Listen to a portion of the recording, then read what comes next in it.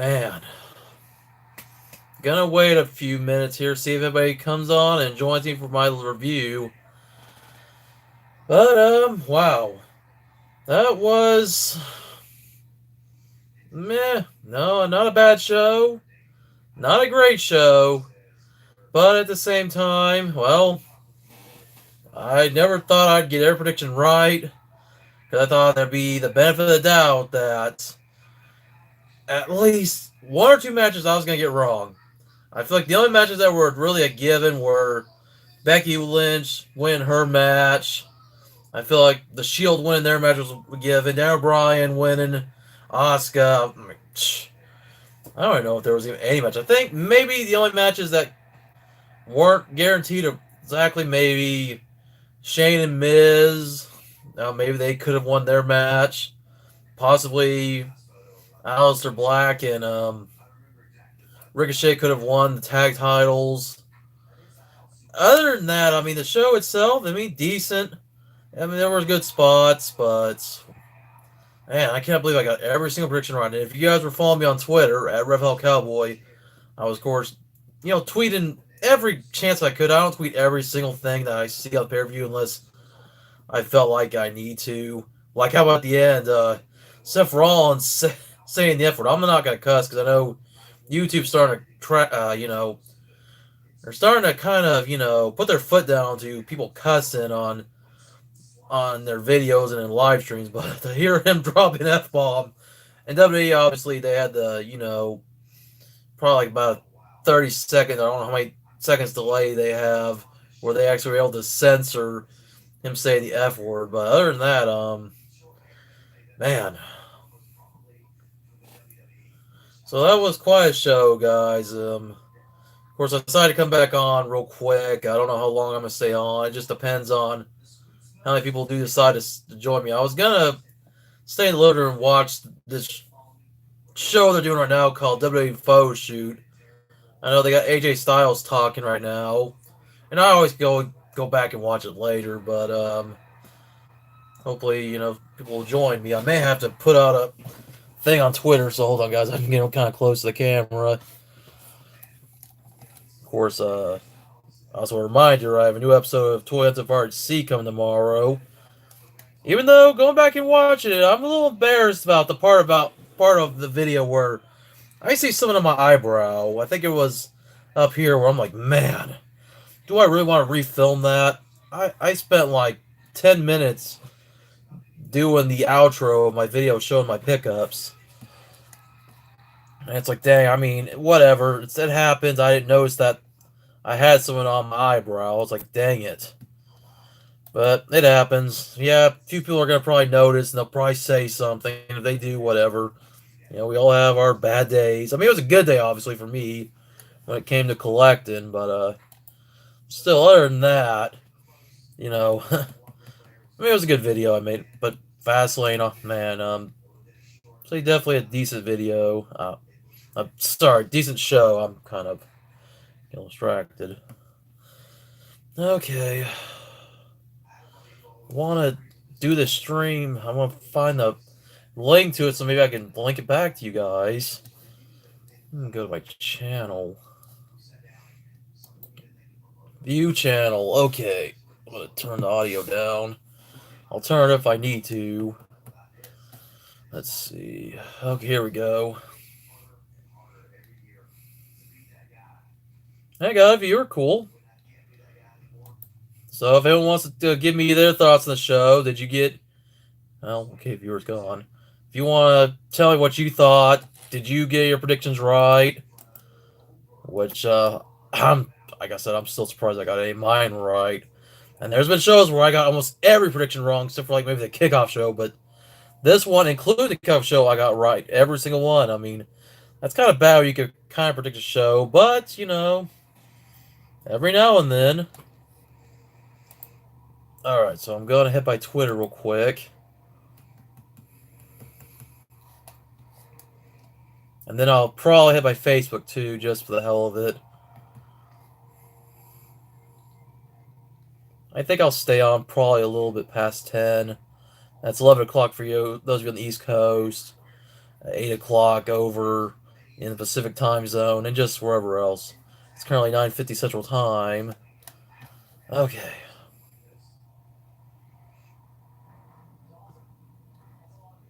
Come on. Load in Twitter. Hey, I got 3 viewers. Awesome. Like I said, if you guys want to give me your thoughts on the show, what you think, okay, well, down to 2. That's alright. I thought the show was pretty decent. First match with Shinsuke Nakamura and Rusev taking on Big E and Xavier Woods. Decent match. Big E and Xavier won. I figured that was going to happen. The opening match of Asuka and Mandy Rose. Mandy Rose tried to put on good offense. Of course, Sonya Deville accidentally screwed up for Mandy, allowing Asuka to get the win. That was a pretty quick match. I mean, a squash match if you want to call it for sure. I don't know maybe if you call that or not, but yeah. Let's see. Of course, the SmackDown Tag Title match. It was. I mean, I figured the Usos were going to retain.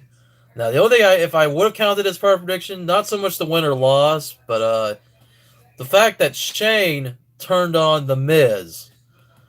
Which, okay, I guess I get, because Shane, not Shane, but Miz is in his hometown of Cleveland, Ohio. Well, technically, really his birthplace, because his hometown's now in Dallas, Texas, even though he was built from Hollywood, California for the longest time because of his, a little bit of his movie career. But to see, after Miz, embraces his father, and it was a decent show. TN Couponer, as I was just getting ready to mention how I wasn't really so much expecting Shane turns back on the Miz, especially after Miz, he'll hug his father. Then you see Shane high-fiving Miz's father before Shane would attack Miz from behind.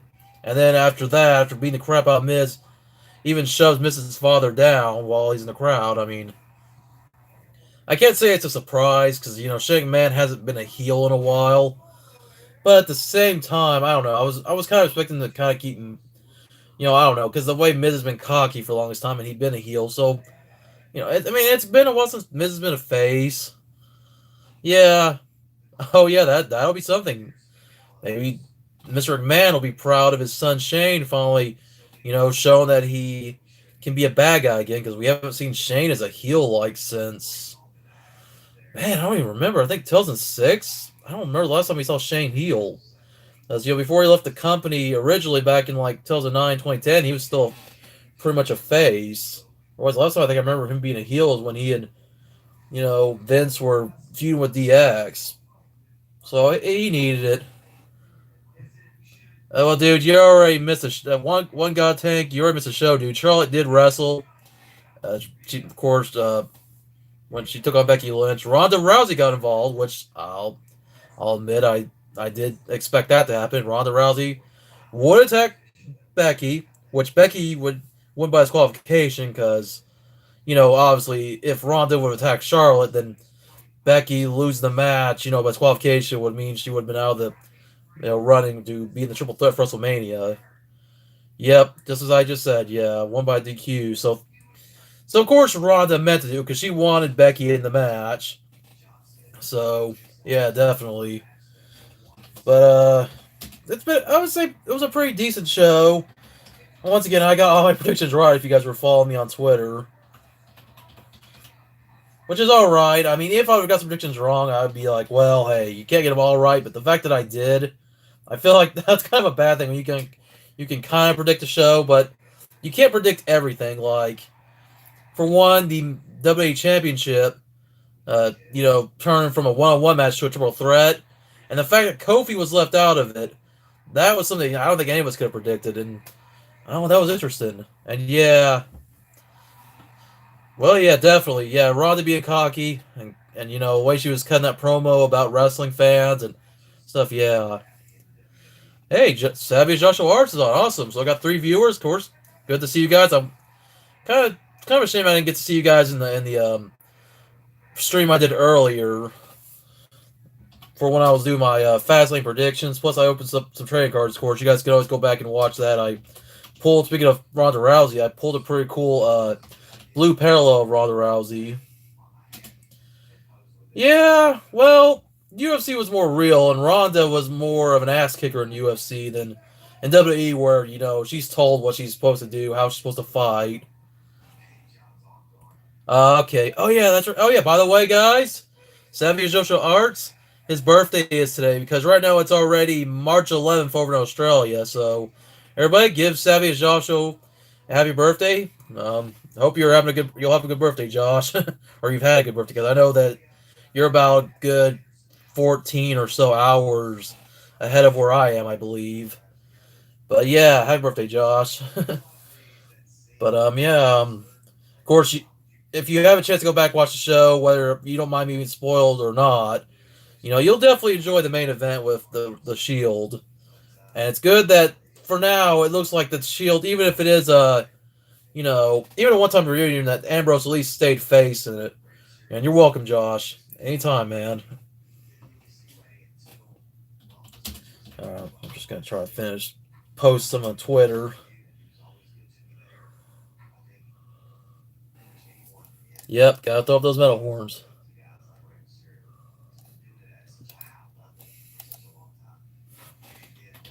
But I would say it was still a decent show. Also, I feel like one of the best matches of the night had to be the U.S. title fatal four way, mostly for Ray and Andrade because they definitely had some of the best spots in the match. R-Truth was more just there as a comedy act. Of course, Samoa Joe would retain the belt by putting Ray in the Coquina clutch. So, I thought that was a pretty good match. Probably that, and I feel the Raw Tag Team title match was decent, seeing Aleister Black and Ricochet in it. And I predicted the Revival to win. I thought, there was maybe a chance that Aleister and Ricochet could win, and I would have been fine with that. I didn't really want to see Roode and Gable win because I'm like, I just never really liked them as a team. I'd rather see Bobby Roode solo, and then Chad Gable. I mean, I kind of miss the days of him and Jason Jordan teaming, but Jason Jordan, I guess, is pretty much done wrestling because they haven't really given him a timetable of when he's supposed to return from injury. Oh, cool. Yeah, I actually just let you know. And I've mentioned it in my Fastlane, predictions video. I am mentioned here again. There will be a new episode of Toilets of RC. I did go to Walmart and I did go to Target. Target was okay for me, even though I didn't really buy any basics. I just bought Elite's Target. But Walmart, when you guys see the video, and the video will be premiered tomorrow, that'll be at 1 o'clock Central Time here in Kansas, 2 o'clock for those of you East Coast, and you just go by your local time zone. Of course, it'll say in your guys' subscription box for when the video's premiering, but I got lucky with Walmart. I was so happy with what I found. Like I said, you guys have to tune in tomorrow when that video comes on. But get back to Fastlane, though. There was definitely some interesting moments, including with Kofi Kingston being screwed out of the triple threat match. How Vince said, yes, we're going to have a triple threat. Kofi, you go get out there. Big E and Xavier are bad for ringside, of course. So it turned out to be a 2-on-1 handicap match against the Bar, with both members of the Bar being legal. And then once Big E and Xavier try to come out, they get attacked by Shinsuke and Rusev, and that was sad. I know it's all scripted, so obviously we knew stuff like this is gonna happen, and I had that in the back of my mind that uh, Vince was gonna find a way to screw Kofi, but it was still kind of crazy, and the fans, they were pissed later in the night. I mean, even though it was cool to see Mustafa Ali in the triple threat match, and I was fine with that, but I was like, yeah, at the same time, they announced Kofi was gonna be the match originally, then to take it away, give it to Kevin Owens, then throw Mustafa Ali in there. I mean, it's like, why exactly? And well, obviously I don't want to say he's a racist, because if he's gonna give anyone but Kofi an opportunity, doesn't matter if they're white or Middle Eastern, Asian, Hispanic. I don't know.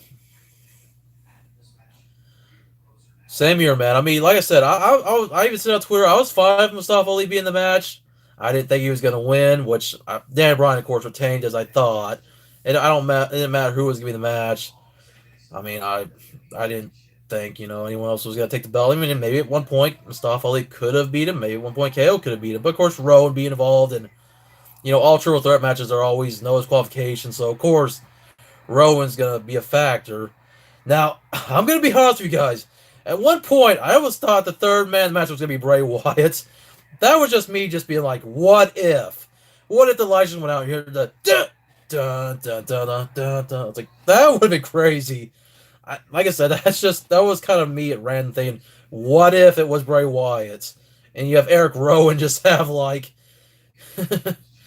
like, man. Oh yeah, I picked up some awesome figures, dude. You definitely will see what I found. It was everything that was in the WrestleMania display, including one awesome Chase figure. So, I mean, maybe for you guys who are watching now, I can kind of spoil it. I did find the Bob Backlund, and I found lots of other cool figures. Now that'd be interesting. The Wyatt family, but Bray Wyatt as the leader, kind of an eco-friendly version. I mean, it could happen. Harper just came back at a Raw house show, but he's still part of SmackDown. So he could always reunite with Rowan and join up Daniel Bryan. Now, Bray Wyatt taking orders from Daniel Bryan, I can't see that happening, but I don't know. Stranger things have happened in WWE.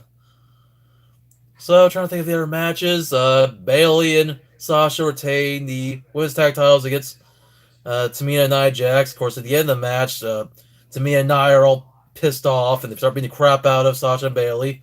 And then Beth Phoenix gets out of the announce table and she's ready to throw down, which that was kind of unexpected, but actually it was cool to see Beth Phoenix show that she wants to wrestle again, and obviously she will be, especially when they showed Natalia coming out to come to her aid, despite the fact that both Natalia and Beth would get beat up at the end, which was a shame, but that means we're definitely going to probably see them at WrestleMania in a.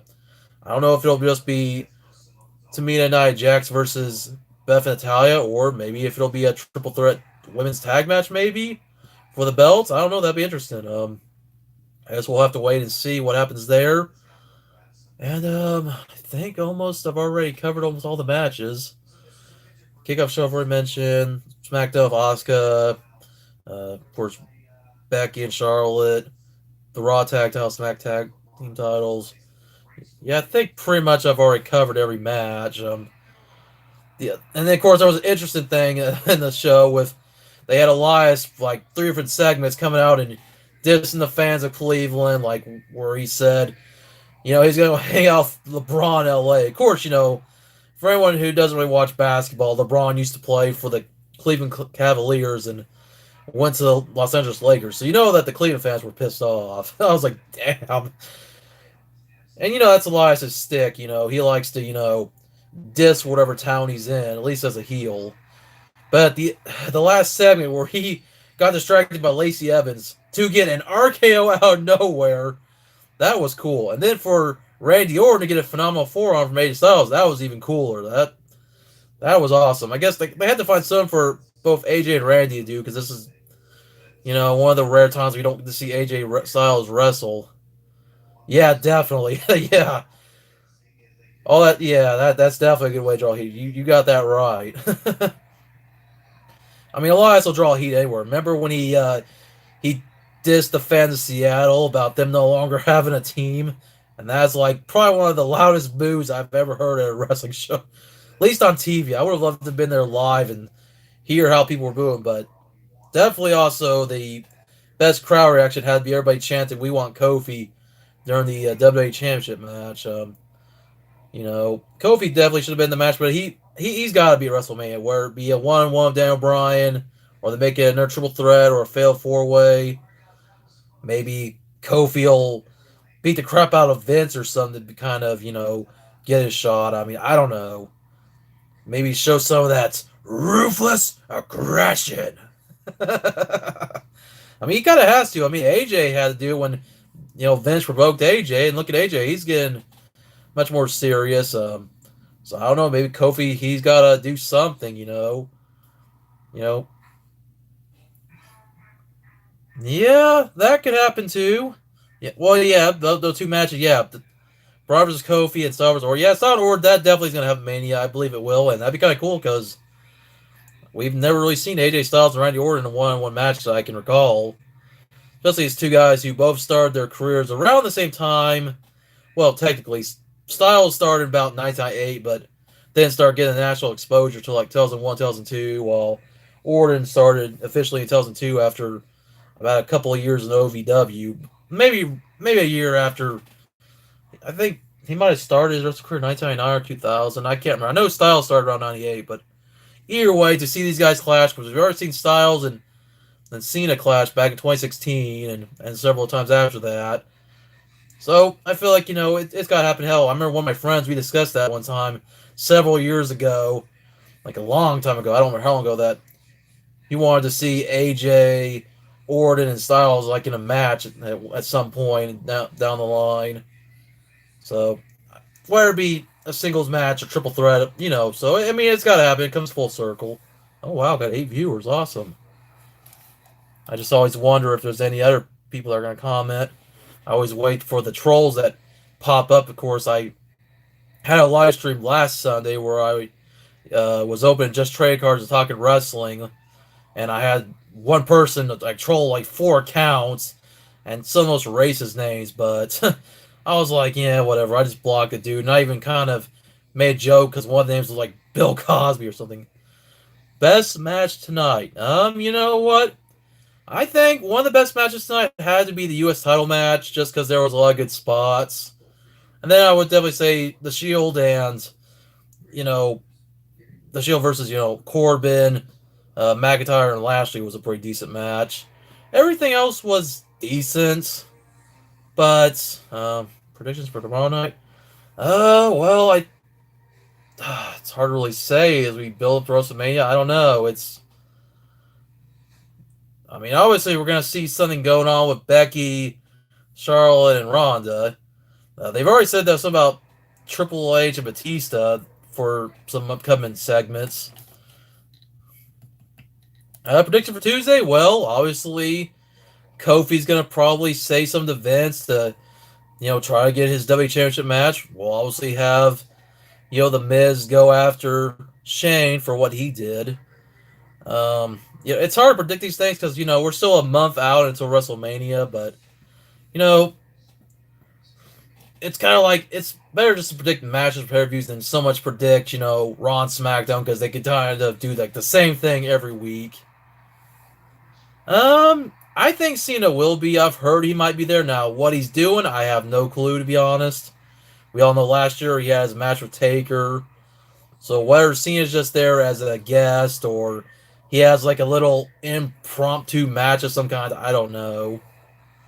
Yeah, oh yeah, Lashley versus Balor. Yeah, I would hope that Finn Balor retains the title. He's got to keep that belt for at least long as he can. Hey, Augie Man, welcome to the stream. Of course, Augie Man, you joined me earlier for my prediction stream, so I'm glad you're here for the review. Awesome.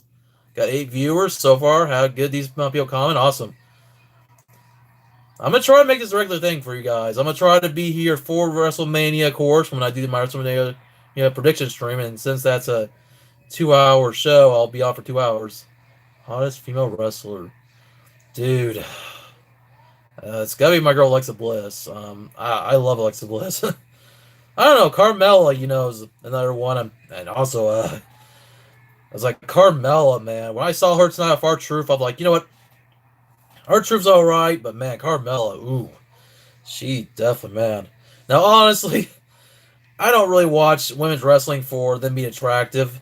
Not to say I really want to look at Shayna Baszler. Ugh, I'm sorry. I try not to be judgmental. I mean, when you want to talk about now pure wrestling skill, obviously Becky Lynch would be one of the best. And Becky Lynch is attractive too, but it's good now that we're focusing more on women just being more than eye candy. That there actually are good, decent wrestlers.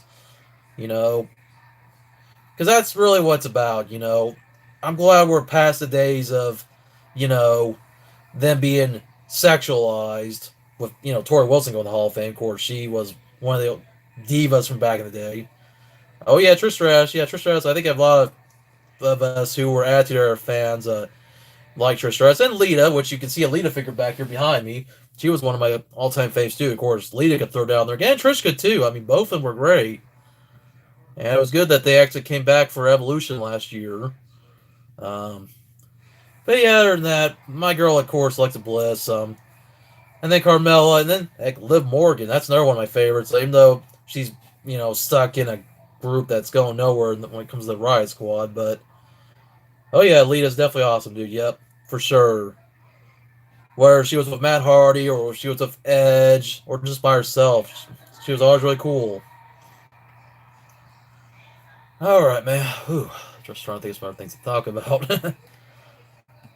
Yep, definitely, dude. She is gonna wrestle. I mean, they hinted to it when she got up out from the announce table to, you know, confront Nia Jax and Tamina after they were beating up Sasha and Bailey after their match was over. So it's definitely gonna happen, and it's most likely gonna be, a tag team match for sure with Beth and Natalia. Because they were a team for a brief time back when Beth was still wrestling. Another four horsewoman women. You know, I think she probably could add. Like it's hard to really say. I don't know. I can't see her starting another four horsewoman. I think at some point Charlotte's gonna turn face because if they want to turn Ronda heel, which she kind of already has, and then they're building towards an eventual MMA four horsewomen led by Ronda versus the WWE four horsewomen, which could be led by either Charlotte or Becky, whichever way they decide to go. Which most likely would be Charlotte because obviously you think of the four horsemen, her father Ric Flair was pretty much the de facto leader of that group. So I don't know. I can't really see Charlotte forming another version of the four horsewomen. I mean, she's got to do it with the women she's always considered her teammates in that group. Becky, Bailey, and Sasha. It might take a while. I mean, I think it's going to be either at Evolution if they do it again later this year, or it'll be a Survivor Series. Yes, Survivor Series, as I just mentioned, man. That's what I think that they'll probably build up to it.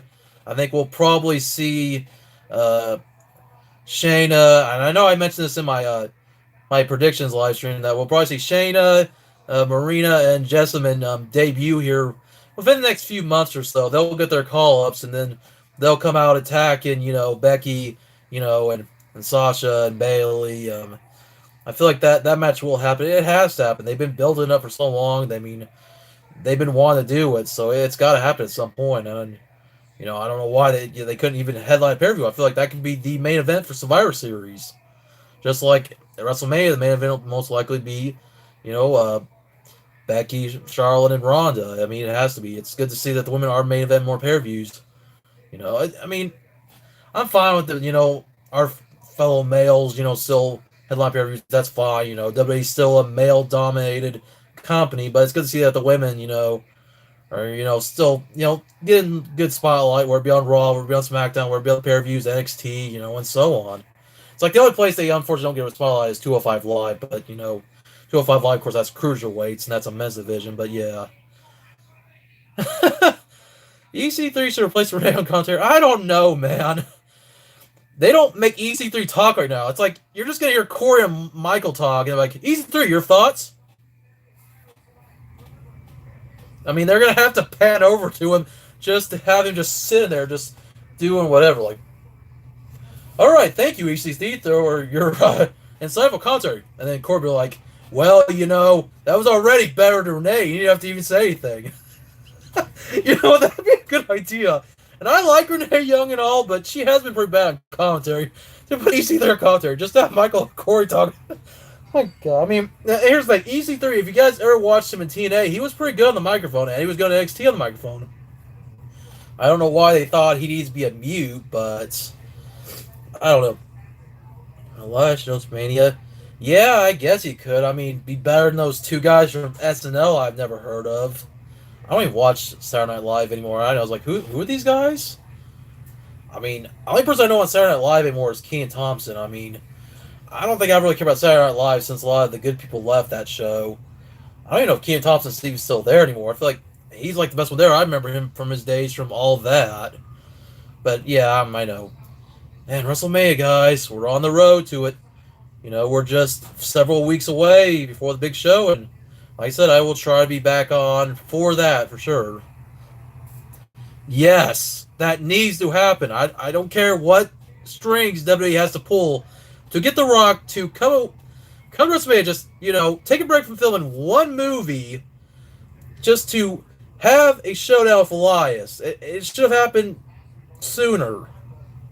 So I don't know. We'll see. And then I just saw a comment about a top five power rankings. I don't know. I was trying to think of who I would personally rank. I would have to personally look at WWE's list of their, you know, top five, top 10. But I almost kind of feel like, these rankings aren't really as important as they should be. Especially when SmackDown did that for like a brief time, then they dropped it like it just didn't exist. I don't know. Of course, you'd have to rank some people together like the Shield, at least even if it's just for one night. Then after that, you have to split them back up again. Oh man.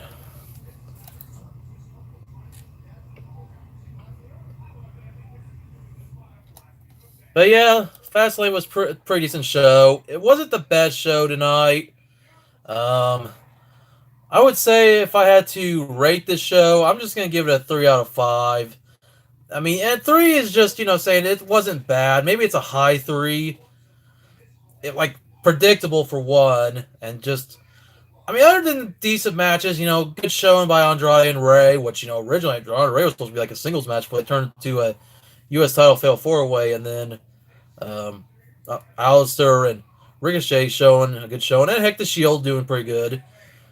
The only thing I think probably bugged me and probably bugged a lot of people is Kofi once again being left out of the WWE Championship match and being put into an impromptu handicap match. But whatever, it's gonna happen. They gotta buy some time before they put Kofi in the match. I mean, you guys remember what's going on with Kofi is very similar to 5 years ago, Daniel Bryan. And it's weird now. Daniel Bryan's the big heel, and now you got Kofi who's been deserving of a WWE Championship match for like so long, 11 years now. I mean, think of all the wrestlers that have come and gone since he has joined the company. I mean, man. NXT call ups. I don't know, man. They've called up so many wrestlers this year so far.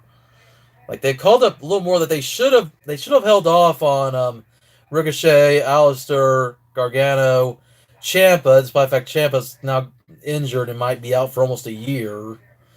Um, I don't know. I mean, they're calling so many people up so soon. They got like all these wrestlers worrying about where are they gonna be, later on in the year. Who's gonna get released next?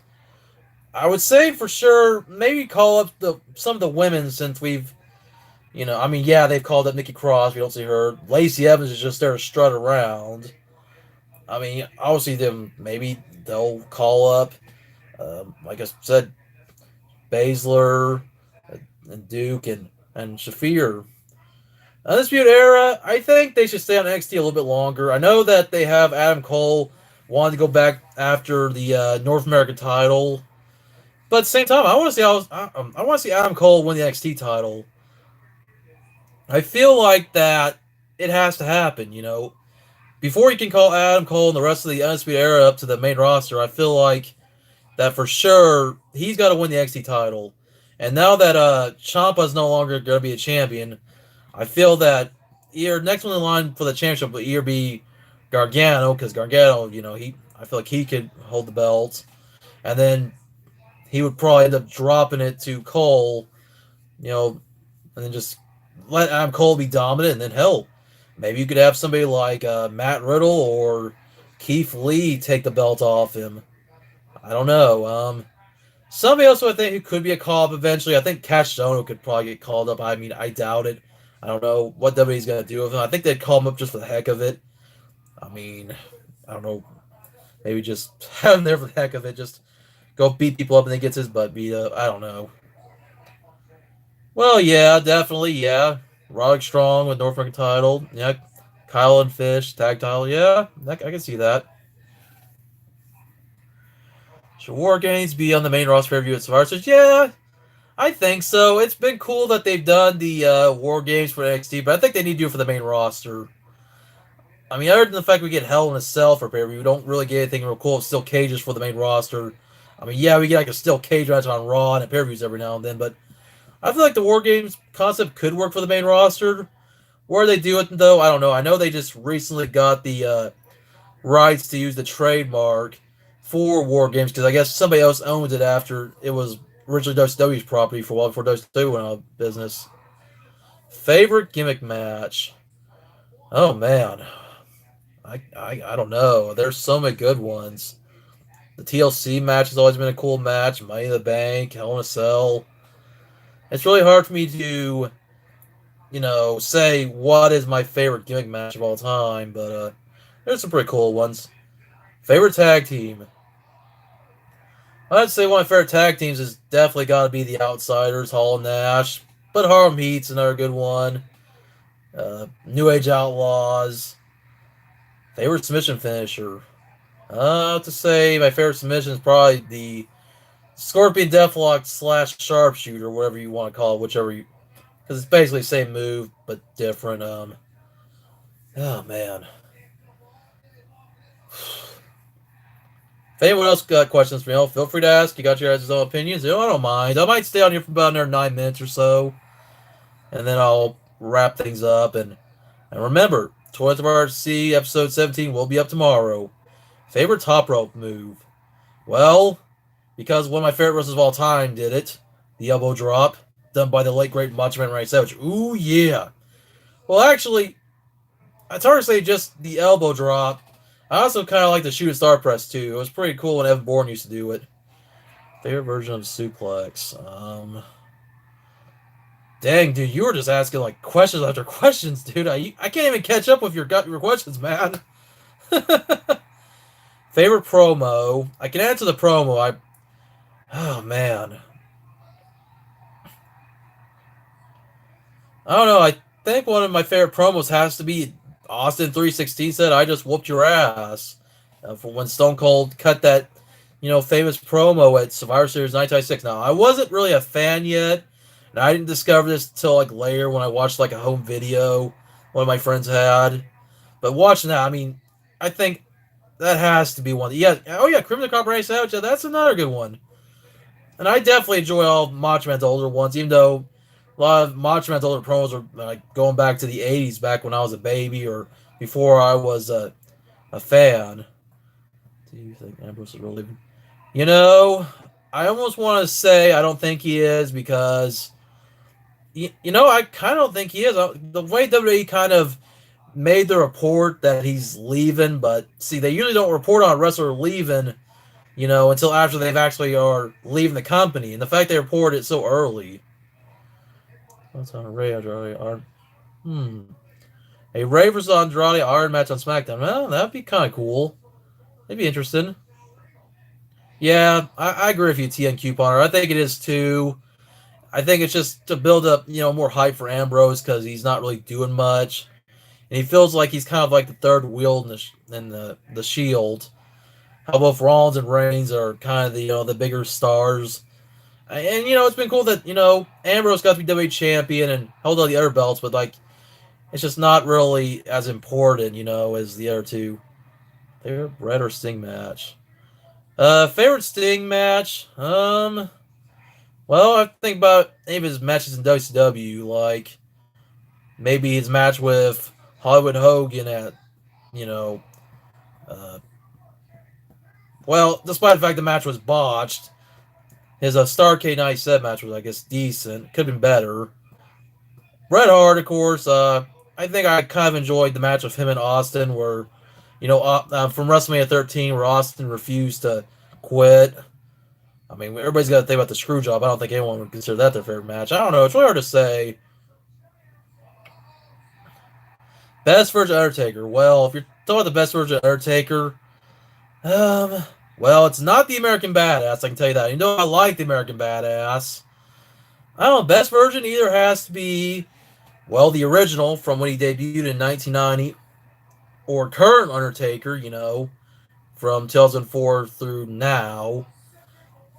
But also, I always kind of like the version from 1998, and then his like Ministry of Darkness version in 1999. I don't know, really hard to say. Undertaker is somebody who's just an iconic wrestler. It's hard to say what his best version is. Favorite ladder match? I'm gonna say any ladder matches that the Hardy Boys have been in, obviously, or if you want to talk about the iconic ladder matches, Shawn Michaels versus Razor Ramon. That's gotta be one of those really good ones. Man, Little Fit Shady 69, you're asking a lot of questions, man. And I appreciate it. Don't get me wrong, I appreciate it. It's like you get me thinking of like, everything I want to go back and watch maybe. Because there's some of these questions I can answer, and there's others that I kind of can't. I have to kind of go back and watch the stuff on WWE Network or watch some DVDs, go watch some clips on YouTube. So I do appreciate the questions. Thank you. If you ever want to ask me anything else about, anything wrestling, you want to ask me about figures, of course, everybody asks me what my favorite figure is. My favorite figure would be the 5 Moments Macho Man figure, which is pretty cool. And then I also like a lot of other figures. But when it comes to wrestling itself, it's like, favorite Dwayne the Rock Johnson movie.